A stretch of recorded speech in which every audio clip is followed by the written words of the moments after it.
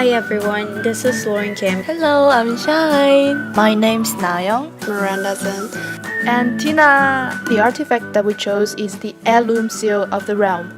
This video will cover mainly 4 parts: basic information on the artifact, possible concepts that we use, Invitation to the audience engagement, and finally it will take you to explore the social and cultural context of the seal. Firstly, let's take a look at the seal itself. Heirloom Seal of the Realm is the most famous seal which represented the power and authority of the king. The characters on the date is written by the powerful authority Prime Minister Lee Su. The seal was carved by one of the finest artists at the time, Sun Shou. It is made of the most precious jade of its kind, 和氏璧。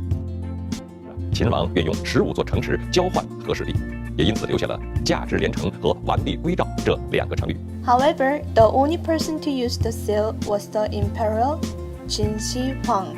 Qin Shi Huang is the first emperor to use the seal when he united segmented parts of China known as warring states during the Qin dynasty.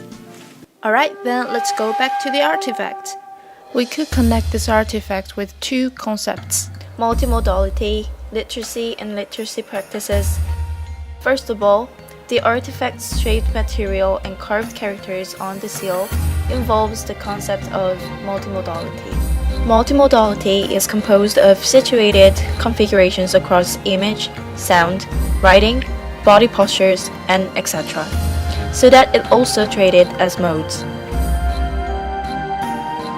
Now let's apply this concept to the content of the artifact. If we take a look at the design and the shape of the seal, we find that there are 5 dragons on the top of it. The Emperor of China usually used the dragon as a symbol of his imperial power and strength.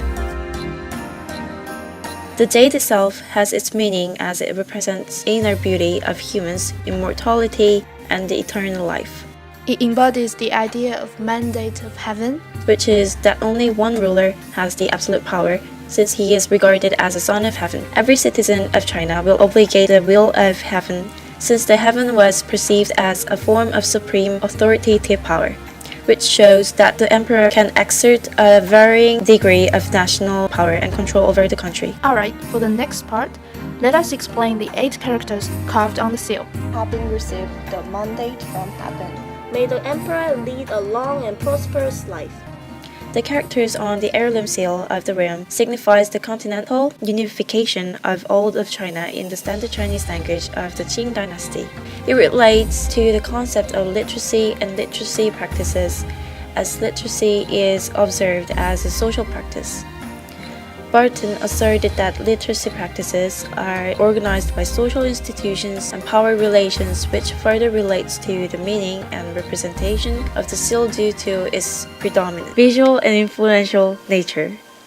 Therefore, the seal itself can be regarded as modes of transfer ideas to the citizens of China during the era. In Taobao, the most famous online shopping website in China, there are over 4,800 shops sell copies of the seal, showing the popularity of the seal as an item. Aesthetic value. The aspects of its design and use of materials. Cultural aspect.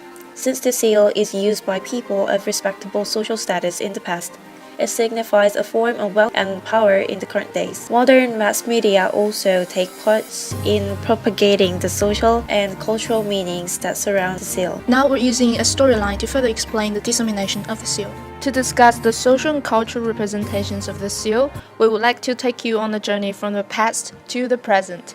So despite of the loss of the heirloom seal of the realm, its significance is illustrated in one of the 4 greatest Chinese classical novel, Dream of the Red Chamber, which is also selected as our visual representation in the past. This book shows a great historical relevance to the artifact by accentuating the social, political, and historical importance of the seal itself, and portraying as the vivid account of Chinese culture and society. The book also embodies academic and literary values, mirroring the rise and decline of the Qing dynasty in accounts of the seal. Nowadays, the significance of the seal is represented by modern mass media. For example, this drama called Sondangyewang. The royal seal symbolizes the sovereign's approval of important state documents. The significance of the seal depicts the structural hierarchy and power relations of the past. This is commonly also examined in the present in the media in many TV shows and documentaries. In the mass media allows the future generations to learn about the historical and political values. Finally, welcome to our last part of the video. This time our target audiences are the local and global teenage audiences of Asian media consumers who have interest in learning about history and culture, starting from hosting free culture-related TV show activity, following up with Q&A info session, and further engagement by taking them to a museum tour. We also plan to feed the audience appetite by providing them with access to our database of related literature, images, videos, and etc.